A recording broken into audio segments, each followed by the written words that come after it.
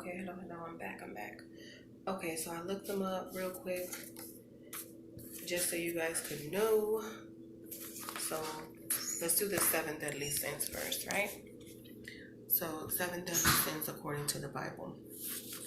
And it's just real quick. Y'all can choose to, if people are really following me, or when y'all actually do, y'all can choose to look it up, go into the meanings, look up the definition. So let's start with those. This is lust. We all know what lust is.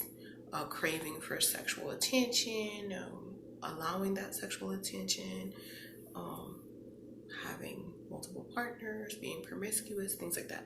Gluttony, being greedy with different things. Greed. Gluttony is like overindulgence. Greed, laziness, wrath, envy, pride. So lust, gluttony, greed, laziness, wrath, envy, and pride. So laziness is sloth. Greed, like root of all evil, money, greed for anything, wanting too much of anything, too much of women, too much of men, too much attention, everything in moderation.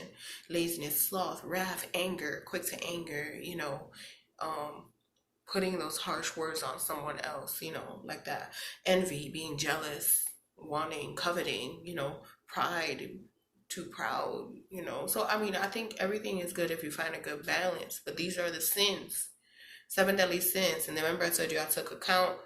That's where I started in 2009 to figure out lust was the big one for me. Like the biggest one I faltered with at that time when I didn't value myself and I didn't put God first. So, I think I've mastered that. And I try to master the, overcoming the seven deadly sins. I fall short many times, but being aware and awoke and mindful of these helps you to take accountability when you make those mistakes, repent, and then move forward and try to do better. Okay? So forgive me, I am exhausted. I look like I don't smoke something or something, but I don't do those no more. I'm just tired. I just worked 18 hours. And I'm just trying to get this in before I nap. And I have to talk with my daughter. Blah, blah, blah. Also, the sins are a heart. Okay, haughty eyes, Haughty, a lying tongue, whether it is against others or towards others, hands that shed innocent blood, a heart that devises wicked schemes, feet that are quick to rush into evil, false witness, who pours out lies, and a man who stores up dissension among brothers. So being an instigator, so people could fight, quick to go do evil things, excited with that stuff. I talked about that in one of my things too. So all these are sins. They're deadly, and they can overcome you and to get the best of you if you allow it to, And then now for the seven virtues of the Bible. One is chastity. Two is temperance. So chastity, I see it, look them up so you know your definition and take it in how you want to. Chastity is, how I practice celibacy. Do I share myself? So that chastity has to do with lust, holding back. But are you able to be disciplined in lust? Things like that. The opposite of lust is chastity. Number two is temperance. So I'm assuming that has to do with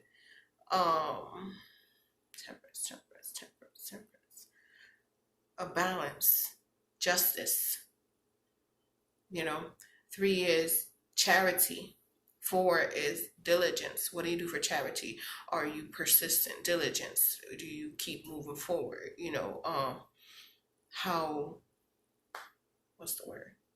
Saying all these words and I'm forgetting their meanings. Not forgetting their meanings, but forgetting the proper word. Diligence, just like perseverance.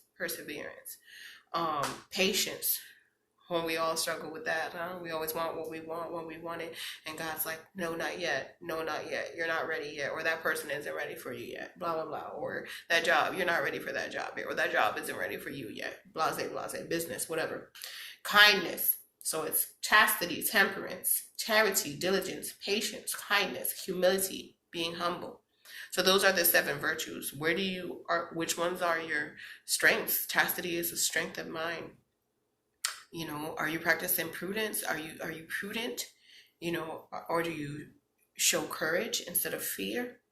You know, um, theological virtues are like faith, hope, and charity. Um, are you diligent? Are you persistent even when you fail? Are you patient with yourself and others? Are you kind to yourself and others? Are you humble instead of being proud? Do you have humility? So all these things, man. When I wasn't even dating and someone asked me about this at first, I used to just throw people just off the wall, left field. Um, as I would ask, and they ask you all these questions about 3D stuff, and I'm like, I'll ask soul questions like, which one of the seven sins do you struggle with? Um, which one of the sins do you struggle with? Are you working on anything? They be looking at me like, is this chick crazy? I'm just trying to get it popping. And I'm like, obviously not on my level.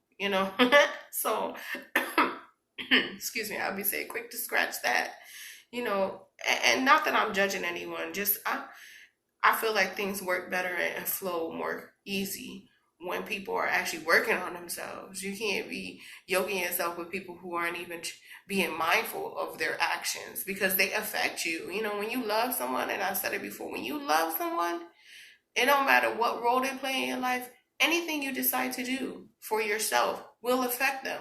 When you love your kids, their kids love you. Or when someone loves you, whatever you do affects them. Your parents, whatever you do affects them in some way, shape, or form. Baby, I'm gonna call you back.